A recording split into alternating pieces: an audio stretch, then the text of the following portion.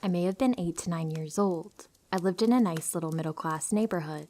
One of my best friends, Raven, lived across the street diagonally, one house down, so I often spent evenings at her home after school. Raven's mom would always call my mom to let her know I was leaving and to expect me in the next minute or so. This way, Mom knew to unlock our front door. Often, she stood and watched from the screen door to make sure I got across okay. I'd begun noticing the speed-up red car, possibly an old Volkswagen or Buick, that would pass by almost every night as I ran back across the street. I would always head home just after dark, so possibly around 8:30, any time I was leaving Raven's house. It was always rolling super slow. Speed limit was 25 miles per hour, and I want to say this vehicle always passed at maybe half that. One night, as I was leaving, perhaps a bit later than usual, I stepped out of the side door of Raven's house, just as the car was about to pass the house completely. It stopped in the road and backed up as I approached the side of the road. The window rolled down just as the car stopped in front of me. A little woman with short reddish-brown hair and blue-framed glasses was smiling sweetly at me. "Hi, sweetheart. It's a little late for you to be out right now, isn't it?" she asked me. Her voice was low and pleasant. "No, Mom lets me. I'm just walking home," I replied stupidly. "Oh gosh, how silly of your mom. There's all kinds of bad people out late at night. Where do you live? I'll give you a ride." Just then, my mom came bursting out of her front door and screamed, "Leave her alone," as she began running to me. The woman's pleasant demeanor dropped, and I heard her mutter a word, possibly "fuck," as she slammed her foot on the gas and took off at well over the speed limit. She didn't stop at the nearby stop sign, just blasted through it to make her escape. I got a nice lecture that night, but also had a lot of tight hugs. My mom was super glad that she had chose to look out of the storm door to check on me, instead of just letting me wander home. I could have been taken, and she told me as much. I cannot remember if the police were called, but I never interacted with any officers. This doesn't end here, though. Like most little kids, I really liked setting up lemonade stands. Unlike most little kids, I also enjoyed hand-making and baking cakes and brownies and cookies, and also selling those at my lemonade stands. About 2 weeks after the prior incident, a beautiful sunny Saturday, my mom helped me with the baking and helped me make my lemonade and set me up in the front yard with my sign. She had been paranoid ever since the prior incident and had hardly let me out of her sight, aside from school and the bus, and this was no different. She stayed outside with me, all while I sold my little treats to passerbys, until she had to run to the restroom. It would obviously be a pain to take everything down and bring it inside while she went, and then to bring it all back out and set it up again. She figured I'd be okay for a few minutes, considering it was the middle of the afternoon, and usually predators aren't that stupid. Mom left me alone for several minutes while she went to the bathroom and presumably went to grab a snack as she was gone for 10 or so minutes. A familiar face walked up about 8 minutes in. She appeared from around some bushes down the street. I didn't see her in the distance walking up. I honestly saw her stand up from behind some bushes and brush herself off and begin walking towards me. Her clothes were smart and sophisticated looking, almost like a pantsuit. It was a real clash with how ratty her car had been, but that same placating smile was on her face, and her eyes glinted behind the same glasses. "Aw, cute, a lemonade stand. Hi again, sweetie. Sorry for bothering you the other night. I didn't realize how close to home you were." "Mama told me not to talk to you. Go away." I said it as meanly as I could muster, but Mom had, rightfully, made me so frightened of this woman that I'm sure I just sounded like the scared little girl I was. "Come on now, Marie." She spoke my real name, first and last, and my eyes got big. "I'm a friend of your parents. I live down the street, remember? We met at the pool this summer." I had no recollection of her. "If you're their friend, why did you leave so quick?" "Mom!" I began shouting for my mother. This made her crouch down in front of my table, eye to eye with me. We don't need to do that. I just want to talk to you. You like to bake, right? I have a really fancy kitchen with a nice baker's oven. All sorts of cool gadgets to make baking cupcakes and stuff like this. Super fun. No, no, no, no. Mom! I stood up and pushed the table into this woman and started running for the front door. This woman kicked the folding table away and started to chase me until my mom appeared in the doorway. She flung the door open and I barreled into her, and the woman stopped running and stood in the yard. "What are you doing to my daughter?" my mom shouted at her. "My God, your child is rude. I was just trying to buy a cupcake, and she shoved the table into me and ran. Now I have lemonade all over my clothes." The woman lied through her teeth. I don't think she was expecting my mom to come back. "That's the lady from that night in the car." I was now trying to get around my mom and hide behind her. My mom pulled out her cell phone, and this time I know she called the police. The woman immediately ran off back in the direction she came. The cops appeared. One took statements while the other one patrolled the neighborhood searching for her. They ended up finding her car parked at the grocery store that was up the road, about half a mile at the other end of the neighborhood. They waited for her to show up and claim it. She never did. They couldn't find her. I never saw her again, though.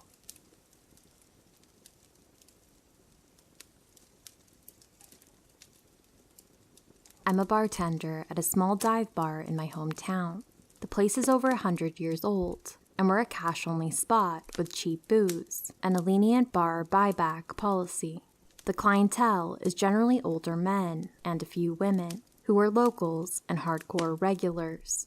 I recognize almost every person who comes in the place. I know about 75% on a first-name basis, and have only been there about 7 months. Because of some ridiculous, long-standing tradition, I'm also the first female bartender the bar has ever had. It's not that important, other than the bar doesn't have any sort of security in case of a problem with customers. The bartender is largely expected to take care of issues on their own and without calling the police. We'll get points on our liquor license for police calls. I've had my fair share of obnoxious drunks, disgruntled customers, overly affectionate people, etc. But the guy who came in the other day takes the cake for creeps I've interacted with. I'm working my usual Sunday morning shift, which means I've opened at about 9 a.m. Our town abolished blue laws pertaining to alcohol sales, so we start serving people as soon as the doors are open. And my porter, young guy, shows up to help me man the bar while I do our monthly inventory. A few regulars come in around 9:30, and the shift goes pretty well until about 11:30 when this guy walks in. I don't recognize him at all, which is pretty strange, and I can tell there's something off about him. First off, I could smell him from a few feet away, and he just absolutely reeks of cigarettes. Like damp, weeks-old, ashtray-packed cigarettes. He's also wearing these greasy button-up track pants, worn-down Converse, and a baseball hat covering what can only be described as a horrible, straw-like hairpiece. He walks in like he's already had a couple of drinks in him. I continue my work in the stockroom, but I'm still within earshot of the bar. The first thing out of the guy's mouth to my porter behind the bar is, "I don't really have any money, but I couldn't resist coming back in this place. Last time I was here, I got a BJ in the bathroom before I shipped out to Vietnam." Some of the regulars laughed, and my porter gave a half-hearted chuckle. One of the regulars, let's call him Billy, offers to buy the guy a drink, since he was in Vietnam, and Billy was too. Billy starts asking him questions like, where were you stationed, and what company did you serve with? And immediately, you can tell the guy is lying. He starts making up names to fake Vietnamese cities and claims that he's worked in special ops with directions only from Nixon. Billy knows the guy is a bullshitter and, not wanting to start a fight, just starts ignoring the guy and leaves soon after. But this creep is persistent and pathological. He proceeds to tell about 30 more lies in rapid fire that were both chronologically impossible and unprompted, but oft repeated. He claimed having helped design the Chrysler Building, making $2 million a year as the president of the United Swiss Bank, dating Cindy Crawford, and meeting Donald Trump. He told me he knew Don had the potential back then.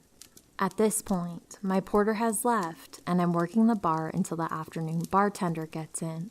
The creep has chased nearly every regular out of the bar, and have gotten half of them to buy him a drink out of pity or annoyance.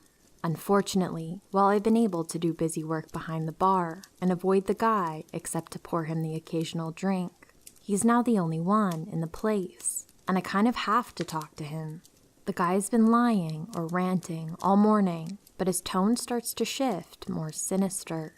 He keeps talking about Donald Trump and how the grab him by the pee tape made him want to vote for the guy even more. I told him that's pretty fucked up and that the video offended a lot of people. He started apologizing and calling himself an asshole, insisting he didn't mean it. Then he starts ranting about liberals and Democrats and says that they all should be taken out back and shot in the head. I tell him that's a horrible thing to advocate for and entirely undemocratic.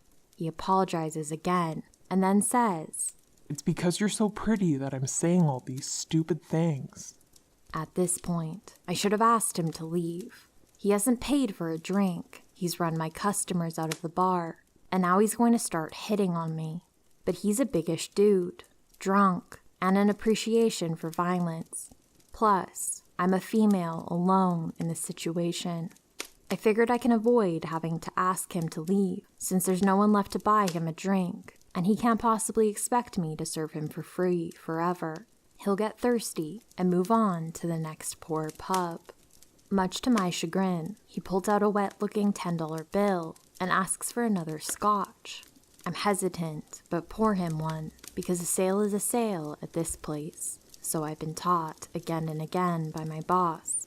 He drinks and keeps telling me I'm beautiful, have such nice eyes, lips, etc. I'm respectable looking on my best days, and maybe a solid 6 on bad days, so I'm not someone strangers compliment regularly. This guy is obviously trying to be especially endearing in his own twisted mind. Then he says, "I'd like to kiss you." And I immediately reply, "Well, that's not going to happen." And he kind of angrily says, "I know that. I'm just kidding with you." Then he whispers really softly, I'm not 100% sure he said this, "There's other things I'd like to do with you." I'm definitely creeped by this guy, and I'm close to asking him to leave and hoping he doesn't give me any actual trouble. But it's 12:45, and the afternoon bartender should be there by 1, so I think I can wait it out.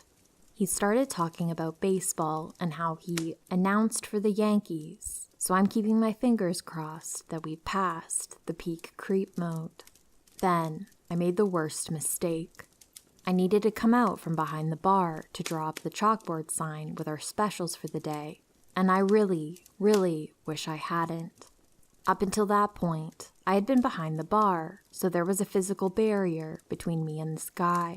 When I went to draw the sign, there wasn't anymore.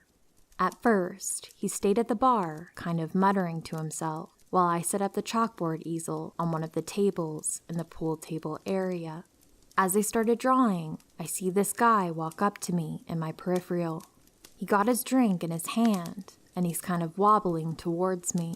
He compliments my handwriting for the sign. I thank him, and he starts talking again about how pretty I am and what a nice body I have. I roll my eyes and just ignore the comments. Then, all of a sudden, he reaches out and puts his hand on my shoulder. At first, I think he stumbled or trying to gain his balance, but then he starts rubbing my neck. It's not aggressive, just fucking uncomfortable and unasked for. I stepped away, tell him to stop, and ask him what he thinks he's doing. Then he starts apologizing and making some excuse about pretty girls making him nervous. I asked him not to do it again, to please let me work, and then I turned my back to the easel propped up on the table in front of me. I kept working about 5 minutes when I hear him put his drink down on the table behind me and walk back up to where I'm standing. The next thing that happens only lasts about 10 seconds, but it feels like forever. I'm about to turn around and ask him to back up when he grabs me in a bear hug and leans against the table. I immediately tense up. My heart is racing, and I can't gather my thoughts on what to do. All I can think is, what the fuck? What the fuck? What the fuck? I snap myself out of my shock, push myself back off the table, and yell, "What the fuck, man?" He starts apologizing and muttering some bullshit excuse about something falling while I screamed at him, "Get the fuck out or I'll call the police. The owners live upstairs, and I'm going to alert them right now." He grabs his jacket off a bar stool and sprints out the door and up the street towards the beach. Not 10 minutes later did my relief bartender show up. I was kind of still shaken, so I recounted the story to him, and we told the owners the whole thing. We put the guy on permanent 86, so he's not allowed back ever again. We also have instructions to call our special officer for help handling anything like this in the future. So, if you're reading this, creepy, pathologically lying, pervert hugger, let's not meet. I also hope you fall in a ditch.